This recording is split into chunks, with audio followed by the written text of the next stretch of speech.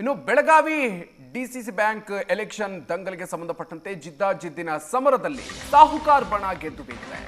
ಜಾರಕಿಹೊಳಿ ಬಣದ ವಿರುದ್ಧ ಸಮರವನ್ನ ಸಾರಿದಂತಹ ಕತ್ತಿ ಹಾಗೂ ಸವದಿ ನಿರ್ದೇಶಕರ ಚುನಾವಣೆ ಈಗ ಆಗಿದೆ. ಈಗ ಅಧ್ಯಕ್ಷ ಹಾಗೂ ಉಪಾಧ್ಯಕ್ಷ ಸಮರ.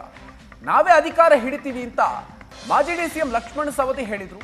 ಲಕ್ಷ್ಮಣ ಸವದಿಯವರ ಈ ಹೇಳಿಕೆ ಶಾಸಕ ಬಾಲಚಂದ್ರ ಜಾರಕಿಹೊಳಿ ತಿರುಗೇಟು ಕೊಟ್ಟಿದ್ದಾರೆ. 50 ಕೋಟಿ ರೂಪಾಯಿ ಬೆಟ್ ಕಟ್ಟೋದಿಕ್ಕೆ ರೆಡಿ ಇದ್ದೀನಿ ಅಂತ ಹೇಳಿದ್ದಾರೆ ಬಾಲಚಂದ್ರ ಜಾರಕಿಹೊಳಿ. ಸವದಿ ಚುಕ್ಕಾಣಿ ಹಿಡಿದ್ರೆ ನನ್ನ ಆಸ್ತಿಯನ್ನಾದ್ರೂ ಮಾರಿ 50 ಕೋಟಿ ರೂಪಾಯಿ ಕೊಡ್ತೀನಿ, ಸೋತ್ರೆ ಸವದಿ 50 ಕೋಟಿ ಕೊಡೋದಕ್ಕೆ ತಯಾರಿದ್ದಾರಾ ಅಂತ ಸವಾಲು ಹಾಕಿದ್ದಾರೆ.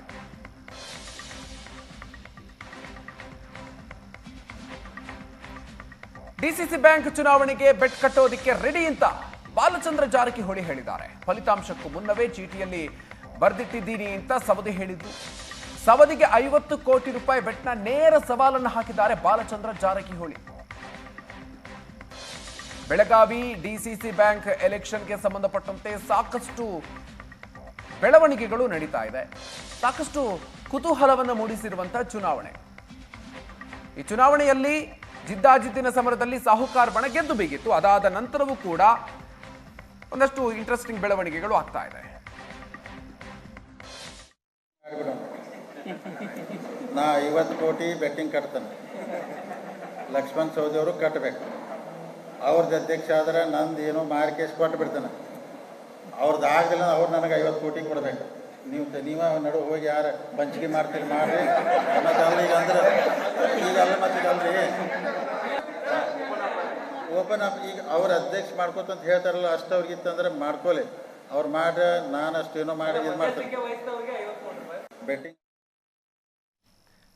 ವಾಲ್ಮೀಕಿ ಸಮಾಜದ ವಿರುದ್ಧ ಅವಾಚ್ಯ ಪದ ಬಳಕೆ ಆರೋಪಕ್ಕೆ ಸಂಬಂಧಪಟ್ಟಂತೆ ಬೆಳಗಾವಿಯಲ್ಲಿ ರಮೇಶ್ ಕತ್ತಿ ವಿರುದ್ಧ ಎಫ್ಐಆರ್ ದಾಖಲಾಗಿದೆ. ಮಾಜಿ ಸಂಸದ ರಮೇಶ್ ಕತ್ತಿ ವಿರುದ್ಧ ಜಾತಿ ನಿಂದನೆ ಪ್ರಕರಣವನ್ನು ದಾಖಲಿಸಿಕೊಳ್ಳಲಾಗಿದೆ.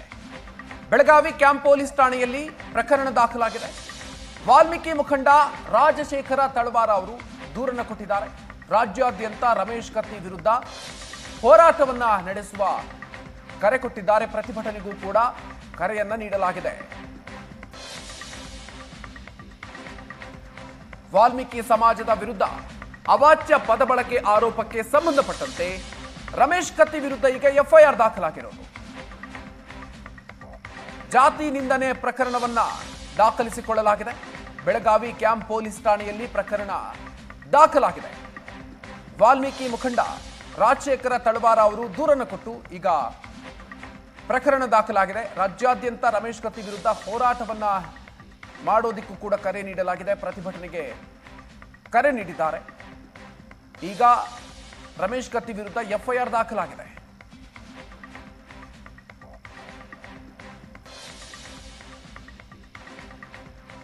ವಾಲ್ಮೀಕಿ ಸಮಾಜದ ವಿರುದ್ಧ ಅವಾಚ್ಯ ಪದ ಬಳಕೆ ಆರೋಪಕ್ಕೆ ಸಂಬಂಧಪಟ್ಟಂತೆ ಈಗ ರಮೇಶ್ ಕತ್ತಿ ವಿರುದ್ಧ ಎಫ್ಐಆರ್ ದಾಖಲಿಸಿರೋದು. ಬೆಳಗಾವಿ ಕ್ಯಾಂಪ್ ಪೊಲೀಸ್ ಠಾಣೆಯಲ್ಲಿ ಈಗ ಎಫ್ಐಆರ್ ದಾಖಲಾಗಿದೆ. ಬೆಳಗಾವಿಯಲ್ಲಿ ವಾಲ್ಮೀಕಿ ಸಮುದಾಯದ ಅವಹೇಳನ ಆರೋಪಕ್ಕೆ ಸಂಬಂಧಪಟ್ಟಂತೆ ಇನ್ನು ಈ ವಿಚಾರವಾಗಿ ತಮ್ಮ ಹೇಳಿಕೆಯ ಕುರಿತು ರಮೇಶ್ ಕತ್ತಿ ಅವರು ಸ್ಪಷ್ಟನೆ ಕೊಟ್ಟಿದ್ದಾರೆ. ನನ್ನ ಹೇಳಿಕೆಯನ್ನ ತಿರುಚಲಾಗಿದೆ ಅಂತ ಮಾಜಿ ಸಂಸದ ರಮೇಶ್ ಕತ್ತಿ ಅವರು ಸ್ಪಷ್ಟನೆಯನ್ನು ಕೊಟ್ಟಿದ್ದಾರೆ.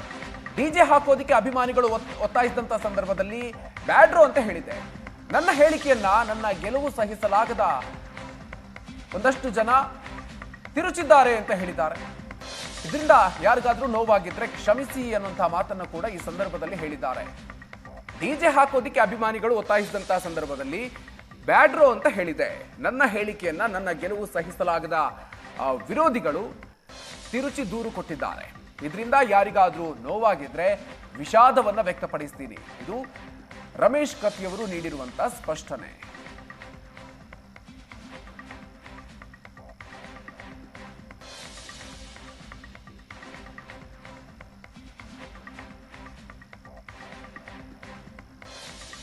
ಬೆಳಗಾವಿಯಲ್ಲಿ ವಾಲ್ಮೀಕಿ ಸಮುದಾಯದ ಕುರಿತಾಗಿ ಅವಹೇಳನಕಾರಿ ಹೇಳಿಕೆಯನ್ನ ನೀಡಿರುವ ವಿಚಾರಕ್ಕೆ ಸಂಬಂಧಪಟ್ಟಂತೆ ಮಾಜಿ ಸಂಸದ ರಮೇಶ್ ಕತ್ತಿ ವಿರುದ್ಧ ಎಫ್ಐಆರ್ ದಾಖಲಾಗಿದೆ. ಇನ್ನು ಇದರ ಜೊತೆಗೆ ರಮೇಶ್ ಕತ್ತಿಯವರ ಹೇಳಿಕೆಯನ್ನ ವಿರೋಧಿಸಿ ಈಗ ಹೋರಾಟಕ್ಕೂ ಕೂಡ ಕರೆಯನ್ನ ನೀಡಲಾಗಿದೆ. ಈ ಸಂದರ್ಭದಲ್ಲಿ ನನ್ನ ಹೇಳಿಕೆಯನ್ನ ತಿರುಚಲಾಗಿದೆ ಅಂತ ಹೇಳಿ ಮಾಜಿ ಸಂಸದ ರಮೇಶ್ ಕತ್ತಿ ಹೇಳಿದ್ದಾರೆ. ವಾಲ್ಮೀಕಿ ಸಮಾಜದ ಬಗ್ಗೆ ಅಶ್ಲೀಲ ಪದ ಬಳಕೆ ಆರೋಪಕ್ಕೆ ಸಂಬಂಧಪಟ್ಟಂತೆ ದಲಿತ ಸಂಘಟನೆಯ ಮುಖಂಡರಿಂದ ಕತ್ತಿ ವಿರುದ್ಧ ಆಕ್ರೋಶ ವ್ಯಕ್ತ ಆಗ್ತಾ ಇದೆ. ದಲಿತ ಸಮಾಜದ ವಿರುದ್ಧವಾಗಿ ಹಗುರವಾಗಿ ಮಾತಾಡಿದ್ದಾರೆ. ಕೂಡಲೇ ರಮೇಶ್ ಕತ್ತಿ ಅವರನ್ನ ಬಂಧನ ಮಾಡಬೇಕು ಅಂತ ಒತ್ತಾಯಿಸಿದ್ದಾರೆ. ಪ್ರತಿಭಟನೆಯಲ್ಲಿ ಏನಾದರೂ ಅನಾಹುತ ಆದ್ರೆ ಅದಕ್ಕೆ ಸರ್ಕಾರವೇ ಹೊಣೆ, ಕ್ಷಮೆ ಬೇಕಾಗಿಲ್ಲ, ತಕ್ಕ ಶಿಕ್ಷೆ ಆಗಬೇಕು ಅಂತ ಮುಖಂಡರು ಆಗ್ರಹಿಸಿದ್ದಾರೆ. ರಮೇಶ್ ಕತ್ತಿ ವಿರುದ್ಧ ಈಗ ವ್ಯಾಪಕ ಆಕ್ರೋಶಗಳು ವ್ಯಕ್ತ ಆಗ್ತಾ ಇದೆ. ವಾಲ್ಮೀಕಿ ಸಮಾಜದ ವಿರುದ್ಧ ಅಶ್ಲೀಲ ಪದವನ್ನ ಬಳಸಿದ್ದಾರೆ ಅನ್ನುವಂತ ಹಿನ್ನೆಲೆಯಲ್ಲಿ ಈಗ ಸಾಕಷ್ಟು ಆಕ್ರೋಶಗಳು ವ್ಯಕ್ತ ಆಗ್ತಾ ಇದೆ. ಆದ್ರೆ ಒಂದ್ ಕಡೆಯಲ್ಲಿ ರಮೇಶ್ ಕತ್ತಿ ಅವರು ಇದನ್ನ ಸಮರ್ಥನೆ ಅಂದ್ರೆ ಸ್ಪಷ್ಟನೆ ಕೊಟ್ಟಿದ್ದಾರೆ. ನಾನು ಹೇಳಿರುವಂತಹ ಹೇಳಿಕೆಯನ್ನು ತಿರುಚಿದ್ದಾರೆ ಅಂತ ಹೇಳಿ ಸ್ಪಷ್ಟನೆ ಕೊಟ್ಟಿದ್ದಾರೆ. ಅದರ ಜೊತೆಗೆ ಇದರಿಂದಾಗಿ ಯಾರಿಗಾದ್ರೂ ನೋವಾಗಿದ್ರೆ ವಿಷಾದವನ್ನ ವ್ಯಕ್ತಪಡಿಸ್ತೀನಿ ಅನ್ನುವಂಥ ಮಾತನ್ನು ಕೂಡ ಹೇಳಿದ್ದಾರೆ. ಇದರ ಬೆನ್ನಲ್ಲೇ ಈಗ ಆಕ್ರೋಶಗಳು ಹೆಚ್ಚಾಗ್ತಾ ಇದೆ. ಕೂಡಲೇ ರಮೇಶ್ ಕತ್ತಿ ಅವರನ್ನ ಅರೆಸ್ಟ್ ಮಾಡಬೇಕು ಅಂತ ಹೇಳಿ ಮುಖಂಡರು ಒತ್ತಾಯಿಸ್ತಾ ಇದ್ದಾರೆ. ವಾಲ್ಮೀಕಿ ಸಮಾಜದ ಬಗ್ಗೆ ಅಶ್ಲೀಲ ಪದ ಬಳಕೆ ಹಿನ್ನೆಲೆಯಲ್ಲಿ ದಲಿತ ಸಂಘಟನೆಯ ಮುಖಂಡರು ಕತ್ತಿ ವಿರುದ್ಧ ಆಕ್ರೋಶವನ್ನ ವ್ಯಕ್ತಪಡಿಸ್ತಾ ಇದ್ದಾರೆ. ಕ್ಷಮೆ ಬೇಕಾಗಿಲ್ಲ, ತಕ್ಕ ಶಿಕ್ಷೆ ಆಗಬೇಕು ಅಂತ ಹೇಳಿ ವಾಲ್ಮೀಕಿ ಸಮಾಜದ ಮುಖಂಡರು ಈಗ ಆಗ್ರಹಿಸ್ತಾ ಇರೋದು. ಇನ್ನು ಪ್ರತಿಭಟನೆಗೂ ಕೂಡ ಕರೆಯನ್ನ ಕೊಡಲಾಗಿದೆ. ಪ್ರತಿಭಟನೆಯಲ್ಲಿ ಏನಾದರೂ ಅನಾಹುತ ಆದ್ರೆ ಅದಕ್ಕೆ ಸರ್ಕಾರವೇ ಹೊಣೆ ಅನ್ನೋ ಮಾತನ್ನು ಕೂಡ ಹೇಳಿದ್ದಾರೆ. ವಾಲ್ಮೀಕಿ ಸಮಾಜದ ವಿರುದ್ಧ ರಮೇಶ್ ಕತ್ತಿ ಆಕ್ಷೇಪಾರ್ಹ ಹೇಳಿಕೆಗೆ ಸಂಬಂಧಪಟ್ಟಂತೆ ರಮೇಶ್ ಕತ್ತಿ ವಿರುದ್ಧ ವಾಲ್ಮೀಕಿ ಸಮಾಜದ ಆಕ್ರೋಶ ಭುಗಿಲೆದ್ದಿದೆ. ಬೆಳಗಾವಿಯ ಗೋಕಾಕ್ನಲ್ಲಿ ರಮೇಶ್ ಕತ್ತಿ ವಿರುದ್ಧ ಪ್ರತಿಭಟನೆಯನ್ನ ನಡೆಸಲಾಗಿದೆ.